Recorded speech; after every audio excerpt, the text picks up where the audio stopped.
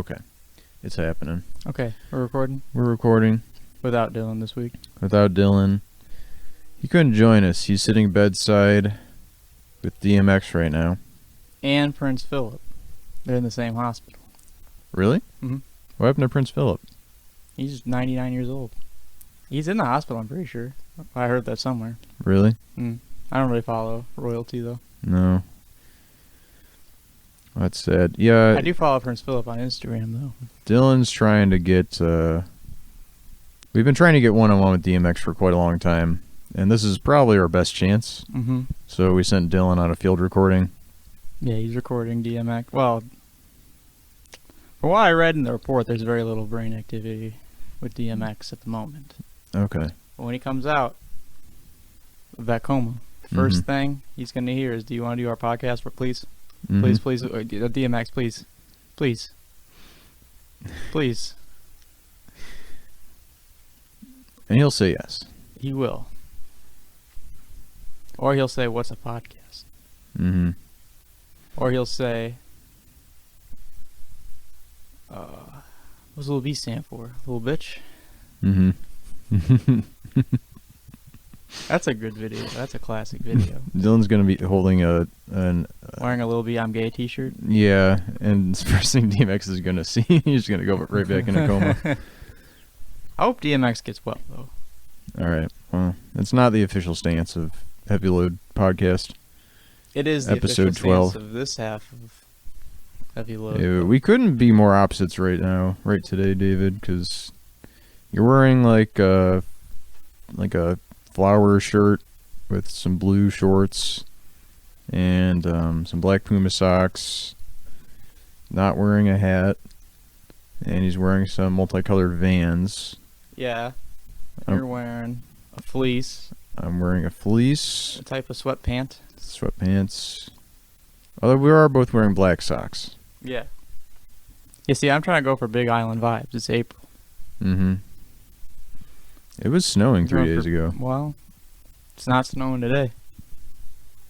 So as far as I'm concerned, this is Honolulu.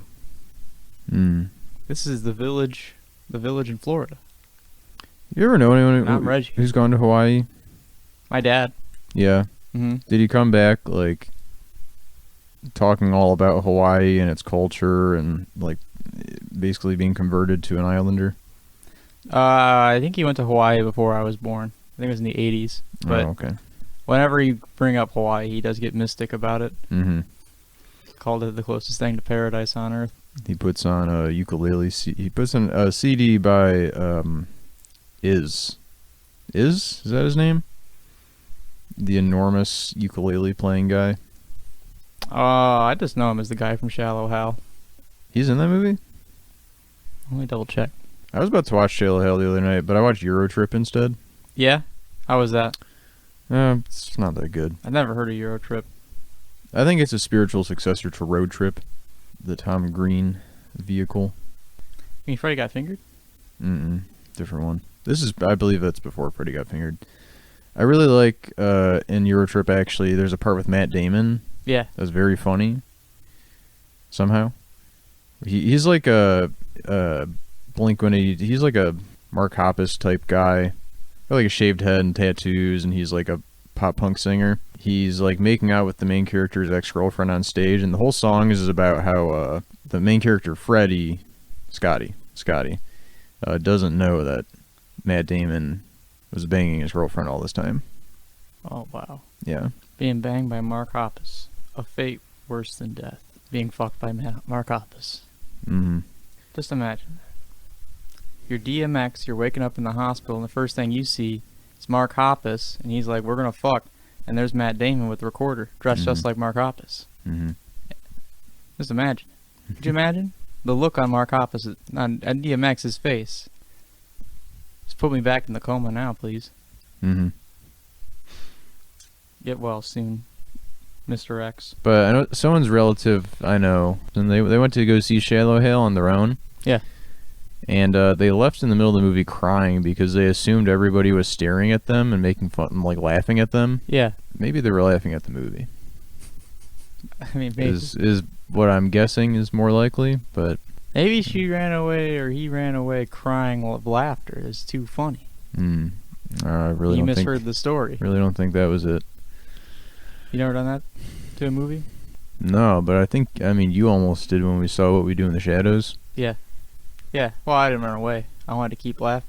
All they had to do was still laughing. was say the name Wesley Snipes. That's not all it was. It was also that guy dressed as Blade that also really got me. Yeah, that's funny. I'm not gonna disagree. I was Cape Fear laughing the whole time. Oh, yes. The theater was filled with smoke. Yeah. I should do that the second I go back to a movie theater. Mm-hmm. The first thing I do is going to be Cape Fear. Cape Fear someone's movie-going experience. And by that, I mean also stalk their home. Bite their cheek off. Well, not their cheek off, but someone they know's cheek off. Oh, okay. Right. I hate to do it, but I'm also going to be posed as a drama school teacher. You know, that storyline. Wait, is that in both of them? No, it's in the Martin Scorsese version, though. Where he pretends to be Juliette Lewis's drama school teacher. Or drama class teacher. For summer class? Summer school? Yeah. Summer class? Wait, why do you need summer school for drama? She failed drama class? I don't know. That does seem like that's a stupid. I guess we just don't show up. Yeah. I remember in my drama class in high school, there was a kid who was really cool, and he really wanted to make it okay for him to swear during a monologue. Yeah. And he was really trying to break down the drama teacher and let him say fuck while doing a monologue, and they were like, well, it's really not appropriate unless you're extremely in the moment, you're really feeling the scene. Was he feeling the scene? Was he good? Or was he up there like you can't handle the fucking truth? That's not even in that scene. I want to say he tried to do a monologue from like Friday the 13th or something. Jason's big monologue in that movie. Mm-hmm. Anyway, I transferred out of that class. Yeah, I know some people who went to the theater over the weekend actually, and they saw Kong vs. Godzilla. Yeah. You didn't watch that yet, did you? No, I haven't. Mm. I might watch it soon, or maybe I won't at all, and just go by people's word that it's good. It's a fun movie. It's fun. Yeah. Is it as good as Skull Island? No, I probably like that one a little better. I haven't seen that one yet. Should I watch that before watching the new one? I guess. I mean, you don't have to. Okay. I know you gotta watch the Peter Jackson King Kong before watching any of these movies, Mm-hmm. though. I still haven't revisited that movie. You ever seen that one? No. It's 3 hours long. Criterion just put out that Godzilla box set in preparation for Kong vs. Godzilla, I believe. Yeah. So you've got to sit and watch all 50? I mean, is that even all of them in the box set? No, I think there's more. No, I think it's only the first one, I think, up to about 78, or the mid-70s movies. It's before they brought them back in the mid-80s. Mm-hmm. So it might be like 17 movies. They brought him back. What happened to him? They stopped making Godzilla movies for a while. And then there was a resurgence in 1985. And then they did like a series throughout the 90s. And then those ended in 95. They killed off Godzilla. He blew up. He became like a nuclear reactor and exploded. Good movie. Godzilla vs. Destroyer. Okay. And then they brought him back again in the 2000s. And well, Godzilla 2000 came out as a response to Godzilla 1998, the American version. Toho hated it so much that they needed to make a new Godzilla movie, and then they just started making them again in the 2000s, until about 2006. And they did Final Wars. What is that? I've never heard of that one. Godzilla Final Wars? I haven't seen it, but it's supposed to involve aliens, and like every monster is there, including the 1998 Godzilla. He gets, he's only there for like 30 seconds. He gets like bitch slapped into that like the Sydney, or what's the big music theater in Australia? Yeah, the Sydney Opera House. Sydney Opera House. He gets knocked right into that, dies, and that's the end of him. Mm-hmm. From what I hear, the 90s Godzilla movies are really good though. Yeah, I'll take your word for it. You're not gonna watch them? I mean, I've seen the original. I prefer King Kong actually over Godzilla How? significantly. He doesn't even have any bad guys. That's key for a monster movie. I mean, to me. Aren't humans the bad guys? No, I don't care about that. I want to see another giant monster. That's cooler than the original monster. I feel closer. Like if I were to play Connect, I could probably play a game of Connect 4 with King Kong. Yeah. But Godzilla, I don't think it would. Well, he doesn't have opposable thumbs, so it wouldn't work out. Yeah, he'd just melt the board. That he would. Mm-hmm. Or bite it, or drop kick it like he does sometimes. I mean, King Kong's all about sign language in the new one. He is? Yeah. Oh, that's pretty cool. Mm-hmm. The Jerry Seinfeld book. Oh, that kind of sign language. Mm-hmm. I get you. He's all about... He wouldn't put it down, and Godzilla wanted to borrow it. He's got the Jerry mullet. Yep. And he's got like a high-waisted jeans with like a big shirt tucked into it that's kind of billowy. Mm-hmm. The classic Jerry Seinfeld look. Mm-hmm. Well, I mean, if we're on the topic of movies, I finished my yearly task. A self-administered task of watching all of the Best Picture nominees for the Oscars. Yeah. I'm gonna run through them real quick. Give some quickie little reviews. Yeah, I'll comment good. on them as well. I haven't seen any of them, but I'll comment. Yeah, you haven't seen any of them, have you? Mm-mm. All right, I'm gonna start with my least favorite one, The Father. I haven't heard of this movie, but this was the worst one. Oh, sorry. What's your take? My take is it's gonna be about a dad who's really cool. Mm-hmm. He's kind of like arguably, yeah. Very cool dad. It's played by Anthony Hopkins. All he wants to do is take his son out of school for 2 weeks. No son. No son? No, it's a daughter. Wants to take his daughter out of school so they can go spend a weekend watching the World Series. His daughter's grown. It takes place in England. Alright, I don't know anything about this movie. Oh, okay. I'm done assuming. Well, it was the worst one, as I predicted. It's adapted from a play. Who's in it? Anthony Hopkins. Okay, you already said that. He plays Daddy. And Olivia Colman plays his daughter. Imogen Poots is in it. I don't know who that is. She was in Green Room. Okay. Who was she in Green Room? She was the white supremacist girl. The one who gets stabbed or the one who doesn't get stabbed? With the haircut. Like the bangs and the... Okay. Kind of like a Shannon, the blonde Sossaman one. and Rules of Attraction haircut? Not exactly, but same family? ballpark, I guess. Yeah. So, but it's adapted from a play, and like all movies adapted from plays, it's sort of a weird, pandering, boring, dry, really no spice at all. Really just like a 1-to-1.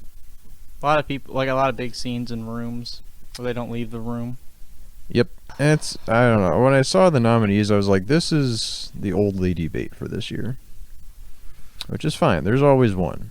All old women. You know, Anthony Hopkins is like Timothy Chalamet to old women. Mm-hmm. Or maybe not Timothy Chalamet. Who's a hot guy? I wouldn't know. A hot guy, Seth Rogen, let's say, or a Jonah Hill, Mm-hmm. Real sexy old guy for old ladies. Yeah.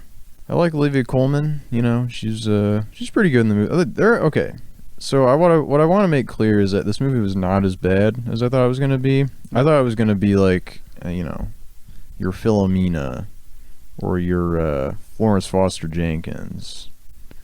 What are these all like other Oscar nominees? Yeah. Past Oscar From the nominees? past. The essential woman in her 60s movie club pick. Mm-hmm. But no, it's actually the movie. It's pretty disorienting and weird because Anthony Hopkins has dementia. Very cool. And you're kind of left to figure things out based on what he is able to understand. Yeah. So like he thinks he's in his apartment, but then it turns out it's actually his daughter's apartment. Oh, that's pretty interesting. He sees his son-in-law, who's actually like a different guy, because you see a different guy later, and it's actually the same character. And then by the end, it all kind of comes together where you figure out it's like, oh, that guy was just like the nurse, and he was just hallucinating all this, or something like that. That's like a solid 5 out of 10. Okay, what's next? Because aren't there 9 nominations? Yeah, so next I'm going to go with Real quick. Nomadland. Yeah. Just set it to 3 again. Or like 5. Yeah, 5 is a more fair number. Like 9. No, it's way much. too many. Make it easier for Dan. Make it easier for me, please. Honestly, this somehow this year where there was no movie theater open to go see these. Mm-hmm. It was like the most bearable set of Oscar nominees I've had to watch. It was like the least painful to get through all these. No Man Land. Okay, I still haven't forgiven Frances McDormand for her Oscar acceptance speech from a few years ago. It was kind of lame. But The movie or the speech? Both, I guess. No Man Land is okay. My main observation: there's a part where she's working at an Amazon warehouse. There's a woman with a Morrissey 2017. And she's like, God damn! Why do people want to unionize? I'm out of here. You know we're like an anti-union podcast, right? We are? Mm-hmm. Oh, I was talking to Dylan the other day about starting a union. Why? Wait a minute. Why didn't you tell me? Well, it's secretive. Hush hush business. Okay. We'll discuss this later. I'll call my lawyer. Okay. So anyway, there's a woman she's talking to with a Morrissey 2017 solo lyric tattoo that she incorrectly attributes to the Smiths. And aside from that moment of brief, unbridled rage, I felt no other emotions while watching this. Next up, we got Judas and the Black Messiah. I haven't seen it yet. I kind of want to watch it, though. This one I would actually recommend. I was surprised by the amount of compelling action scenes, and it's a much better historical drama than Trial of the Chicago 7, which I'll get to in a minute. That's nominated? Yeah. Jesse Plemons is in this movie. He's an FBI agent. He has a pair of pants in one scene that defy logic. He resembles a flounder, like Flats from the Bully episode of SpongeBob. His appearance in general is perplexing, even compared to Martin Sheen portraying J. Edgar Hoover in the movie. My main takeaway from when that movie came out was Charlemagne the God interviewing Daniel Kaluuya. Mm-hmm. And he was trying to imply that's like, did you have... Because Keith Stanfield plays like an informant, right? He plays the Judas. Yeah. Charlemagne the God and Keith Stanfield have beefed in the past, and he was, I think, trying to drum up the tension again in this interview. And he was like, "Well, did you have trouble, trusting that guy on set because he's playing this guy, an informant? Did you think you couldn't trust him? Like it wasn't a movie?" Yeah. Well, what did Daniel Kaluuya even say? I don't know. I that's why I listened to that question. I was like, "This is the silliest shit I've ever heard." But yeah, no, I'd actually recommend that one. The other two, not really, but Juice, but there is like a good chunk in the middle where it sort of drags. It's like a 2-hour movie. It could have been a little shorter, maybe. Okay. But besides that, it's pretty good. Next up, we got Minari. I haven't watched that. A24 movie. It's got the Glenn from The Walking Dead in it. It's got Glenn Close in it? No. Okay. But it's a Korean American family. They get a farm. And it's pretty good. What kind of crops do they grow in? They're growing Korean vegetables. Okay. Mm-hmm. No livestock? No. Do they ride horses? No. That's not a cowboy movie, David. Well, I'd like it to be. It's not a movie I'm going to be thinking about in a month, probably. But it did get me to try Mountain Dew again. And Mountain Dew is still terrible. Why did it get you to try Mountain Dew? Except for Baja Blast. Well, they drink Mountain Dew in the movie. And there's a cute scene where the grandma comes to live with them. And the daughter gets out the Mountain Dew, is like, "Grandma, this is good. It's water from the mountains." Then I don't know, the grandma gets really into Mountain Dew. Oh, I thought you should say she is disgusted. No, the grandma gets really into Mountain Dew and like watching boxing. Very cool. On TV. Yeah, it is pretty cool. She gets really into the Joe Rogan Experience when they talk about fighting. Yeah. Oh, yeah, one step closer to MMA. Mm-hmm. She puts on some gloves and becomes an MMA boxer. Next is Sound of Metal, which I already talked about this one a bit on the show, so I'll just say the most relatable part of this is the feeling of paying for something that is not worth the money and trying to convince yourself that it was. Like when you pay $40 for the skywalk at the Grand Canyon, and it's another overpriced part of the overrated scam that is the Grand Canyon. Very contrary to Dylan's review a couple weeks ago. Next up, Promising Young Woman, which I also recommend. And regardless of what you think, whatever your opinion is on the movie, I've seen some conflicting opinions. It is the most interesting movie nominated, and also my personal favorite. I didn't see it. Or any of these movies. Mm-hmm. Or really any movie in 2020. Except for Spree and Borat 2. Oh yeah, well, we can talk about Spree. We can talk about some honorable mentions. Next is Mank, which you also didn't watch. No, I meant to. This mentally taxing movie required 10 hours of meditation, unlocking my third eye to achieve the brain power necessary to sort of enjoy this. Even as someone who enjoys film history, old Hollywood, and David Fincher, I'm not sure why it was made. And I don't even know if I would recommend it, but I did kind of like it, actually. It felt like I had to do a lot of work to enjoy it, though. Sounds, yeah. Maybe I won't watch it at all now. I'm not into doing work while watching movies. Mm-mm. Well, finally, we got Trial of Chicago 7. This movie is written and directed by Aaron Sorkin, in which he drags a bunch of popular actors out in clown costumes to melodramatically recreate a historical event with just enough competency to be watchable, and yet it's a ridiculous fantasy seemingly drummed up by an AP U.S. history class. Yeah, If my A-Push class had written a dramatic adaptation of this event in high school, it probably would have turned out like that movie. I watched some of that movie. I got to the scene where they go to trial and someone tosses an egg to one of the guys, and they have that, that quick moment of like, you don't know what to do with the egg now, do you? That scene, you know what I'm talking about? Yeah, I remember that one. Yeah, and it's good after that. It just seemed lame. And then he puts the egg in his mouth, and he's like, this is funny, right? And then he accidentally sucks the egg into his throat. Really? Does he die? Well, yeah, you see, it's like an extreme, it's kind of like a Ren and Stimpy, like extreme close-up, where he just, like, all the veins are bulging in his head, and his eyes are just, like, borderline popping out.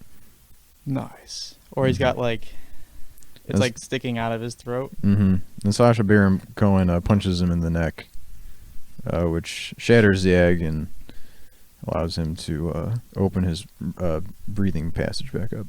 Anyway, the other movie I watched that's nominated for an Oscar that is not a Best Picture nominee, but it is the Best International Movie nominee, is Another Round, which is a different category, but really good. One of my favorites from last year. What category was it nominated in? I just said the Best International feature. Best Foreign Feature, whatever they call it these days. What's it about? It's like, so it's got Mads Mikkelsen in it, who is the guy from the TV show Hannibal. Okay. He's from Denmark, I think. The movie is about him and, like, 3 of his other, like, middle-aged friends, and they're all kind of going through a midlife crisis. And they go out to dinner one day, and then one of them starts talking about this philosopher whose theory is that every human is, like, 0.05% deficient in alcohol. Mm-hmm. So that means that everybody, to maintain like a standard human experience, needs to have like 1 drink in them at any time. Okay. And so then they all decide to like just try it as an experiment. And so they're all like going to work, having a drink at work, and it improves all their lives actually. But things go a little different for some of them. I don't want to spoil it, but I really liked it. It's on Hulu actually. Okay. You might actually like that one. I'll check it out. I'd recommend that one as well. It's directed by a guy who did one of my favorite movies from last decade, The Hunt, in which Mads Mikkelsen plays a kindergarten teacher, and one of the kids claims that he like molested them. Yeah. But it was just because they had heard someone talking about it, and they just like said it. Nothing actually happened. But it becomes a whole thing where suddenly like all the kids are being convinced to like accuse him of molesting them, and he did not do anything. He was totally innocent. But it's sort of about like his town turning on him because it's kind of like Nightmare on Elm Street. Exactly like Nightmare on Elm Street almost. Exactly, except well, no, actually, yeah, it is exactly like Nightmare on Elm Street. The Hunt 2 is where he comes back in the dreams. Mm-hmm. I would love a sequel to The Hunt. Yeah. That'd be good. Yeah, that movie rocks too. It's better than Another Round in my opinion. What else? Spree. That's an honorable mention. That's not nominated for anything, unfortunately. But we've both seen this one, and it rocks. It's really funny. It's really good. Takes a big swing on its subject matter and filming style, but totally nails it in my opinion. Till the last act, it gets a little big for its britches. It's kind of hokey, but Oh, I kind of like the ending. I mean I do too. But I think maybe they need to reel it in a little. Maybe. A little zany. My favorite scene is definitely the scene where he goes and when he takes over the other stream, when he his friend. Good movie. Borat 2. Let's see. Yeah, that's nominated for some stuff. What's it not? It's been nominated for best script. You said, or no? Best actress. Remember? Yeah, and best actor for Okay. Sacha Baron Cohen. Now, where was that nomination in 2006? It's virtually the same character. Good question. I don't know. I think it's sort of just scraping the bottom of the barrel. Probably. I don't think that movie was that good. Borat 2? Yeah. No, not as good as Borat 1. Mm-mm. Personally, just to respond to a video on YouTube I saw asserting that it's funnier than Borat 1. Are you calling someone out? No, not really. It's a Lindsay Ellis video that I just disagreed with. I wasn't pissed off. Oh, yeah. I just disagreed. We like Lindsay Ellis. Yeah, Lindsay Ellis is cool, but her opinion on Borat is not cool. Watched Watchmen the other day. So, this came out 12 years ago, and it's not Being nominated this year. Watched it over the weekend. There were a couple parts that had me cracking up. I mean, obviously, I've seen the scene before, but when Rorschach throws oil at the guy's face. Yeah. You're not in here with me. No, that's You're not not what in he here with me. I'm in here with y'all. Yeah, he goes, you're not in here with me. Fuck. I'm part of you guys. He just runs into the bathroom crying. I'm just one of the guys. One of the watch guys. Anyway, that scene it rocks. The guy I like the guy who plays Rorschach. He's pretty. Freddy Krueger.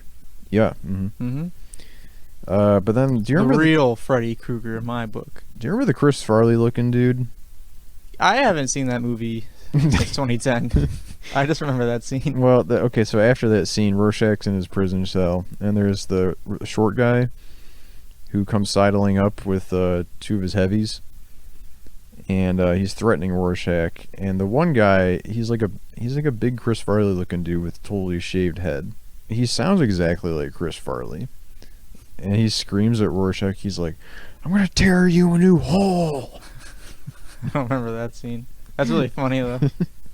But see, then is that in the book? Then have you read Watchmen? Yeah, I don't remember that guy. Because Zack Snyder's a very literal adapter.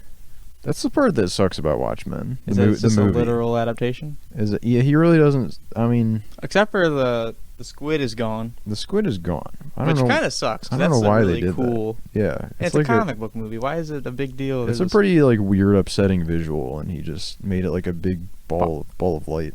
Yeah, which sucks. It's not as cool. Mm-mm. See that big squid? It's like a Godzilla monster. It's freaky. Yeah. I just watched the regular, like the theatrical cut. I guess maybe adding an hour and 20 minutes or whatever might improve it in some ways, but I still don't think at its center really gets the idea. Do you? I feel like it just is a lot more effective in comic book form. Yeah. Especially because of like how big the comic was at the time it came out, or like how much it impacted just comic books in general. Yeah. Yeah, it's definitely good as it is. This is a comic book. Especially if you're, I mean, when you're adapting, the idea of like like what we were saying about Zack Snyder being just a very literal-minded director in terms of adapting stuff, then why even bother, really? I mean, yeah. Like, I haven't seen the Watchmen series, but it's like something different, right?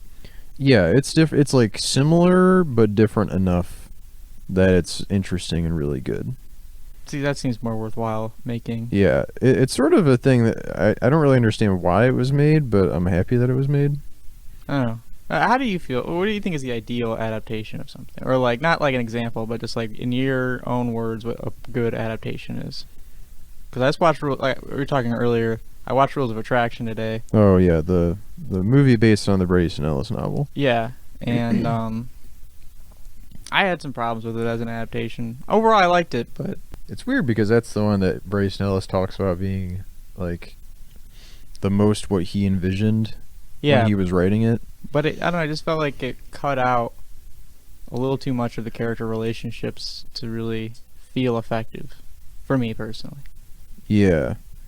Oh, like the way there are parts of it that are pretty good. Yeah, Like, yeah. Overall, it's I feel achieve, pure cinema, as he likes to say. yeah. Oh, it looks great. It's a really well-made movie, Mm-hmm. and I thought all the backward, like the whole non-linear aspect of it, or like it. I can't deal with who's the guy? Like the coked out guy.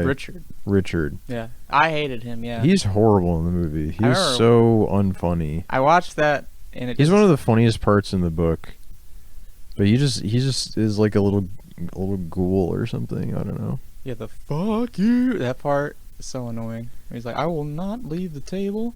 Yeah. That part. The whole thing. It's just embarrassing. Oh, the part where they're dancing to Faith is pretty funny. I guess. I don't think it was funny. I mean, I just liked it. It was fun. I like that song. It is a good song. Mm-hmm. Feel some kind of way about that movie, but I think obviously the book is a lot better. I think American Psycho is a better Bryce Nellis adaptation. Yeah. I think those are probably the best two Bryce Nellis adaptations. Well, there's 4, I guess, but I don't even think about Informers. I've never seen Informers. I don't know why they made it. I'm excited to watch this one day. Yeah, I'll watch it, but why? Of all his books, How about like a film adaptation of White? just him talking, like at the camera. His nonfiction book of essays adapted into. Would be good. Be pretty good. I think. Well, I haven't read it. I can't cast it. I don't know if I'll ever read it. It just seems like if you listen to the podcast, you've heard all this before. If you like his podcast, there's no real reason to read White. I just bought it because it was an exciting prospect that he had a new book out that you could buy. Mm-hmm. But yeah, an adaptation, like a good adaptation. Yeah, the movie adaptation. That's a good adaptation. It's an incredible movie. Yeah, I mean the director needs to have their own little spin. That's why They need to communicate to the audience. I think that they understand the material well enough that maybe they can take liberties with it or change things that it doesn't have to be exactly the way it was in the book. Yeah. That's why I personally think The Shining is a good adaptation. Yeah. I mean, it's not the book in spirit at all. No. But it's like still the same like sequence of events essentially enough. That's one where I like both the book and the movie, but I don't really love either one. Oh, I love both. A little overrated, maybe. Which, the book or the movie? Both. Both? Mm-hmm. I really like the book personally. Here's a different Stephen King book and movie adaptation that I prefer. The Dead Zone.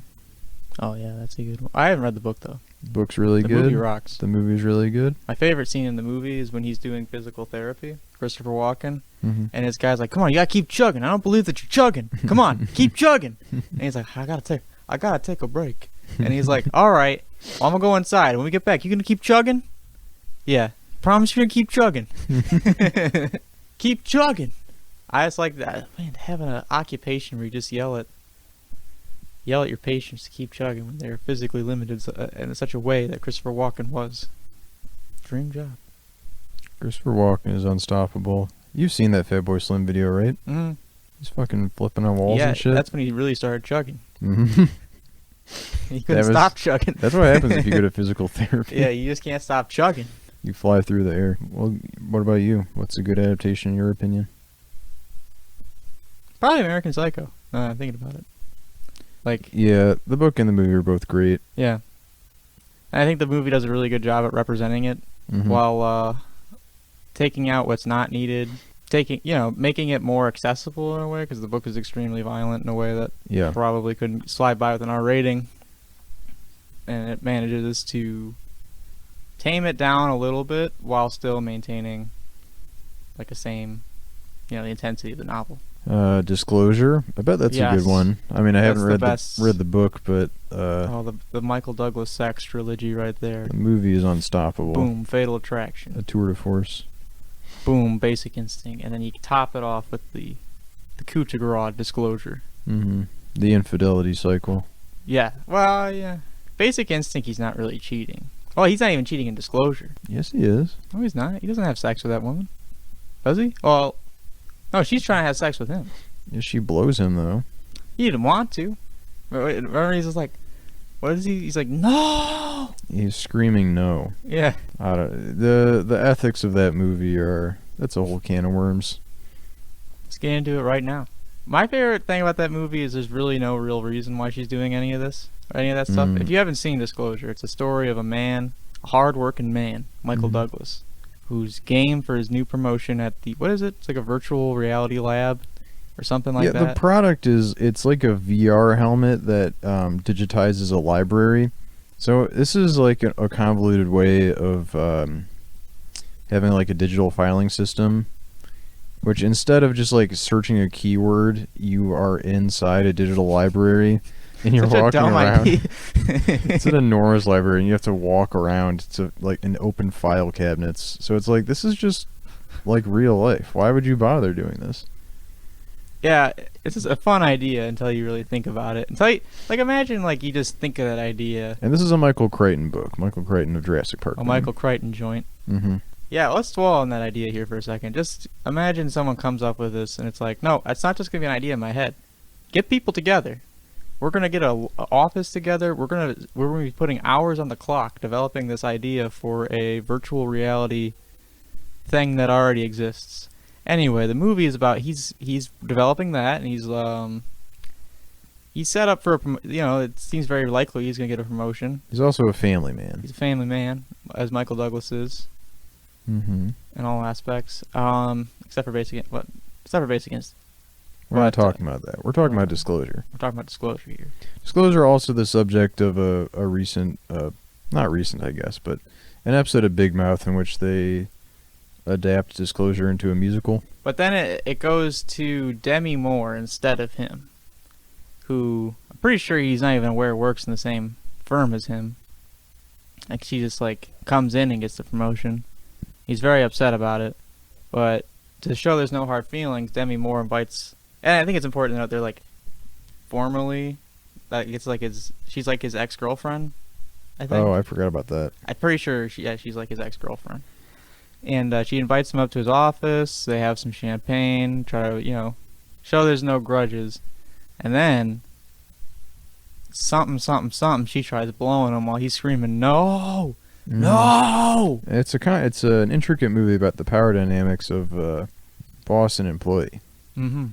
Except it's a girl boss. Yeah, it's a girl boss. She's an empowered girl boss when you think about it. The message of the movie is men can be the victim of sexual harassment too. Mm-hmm. And it just really keeps drudging that point up. Yeah. And there's not much more to say. It speaks for itself, really. It actually sucks. It's a really dumb movie. Except for the scene where Michael Douglas goes into the virtual reality lab for whatever reason. I can't even remember. There's like some sort of insider trading going on. Yeah, there's a Mission Impossible style sequence where he sneaks into a hotel room, an unguarded hotel room in which this like incredibly valuable equipment is being stored. And yeah, he sneaks in and he gets some dirt on Demi Moore, I think. Really missed the high marks of Fatal Attraction and Basic Instinct. Let's see. What would Dylan be saying if we were... I don't think he's seen a single one of these movies. Probably not. But what's an adaptation he cares about? Oh, Halo. The Halo books. Well, I think the Halo books are... the lore is surprisingly deep. See, that wouldn't count because that's the game being adapted to a book. We're talking about book to movie. There's some Halo movies, I think. Has it been on the big screen? I don't know. If not, doesn't count. The Snyder Cut. There's an adaptation Dylan cares about. So I'm trying to branch out to get back to Snyder. The Dan Schneider Cut. The Dan Schneider. Way more Robin feet in the Schneider Cut. Are there any other Zack Snyder movies worth watching? Have you seen 300? Mm-mm.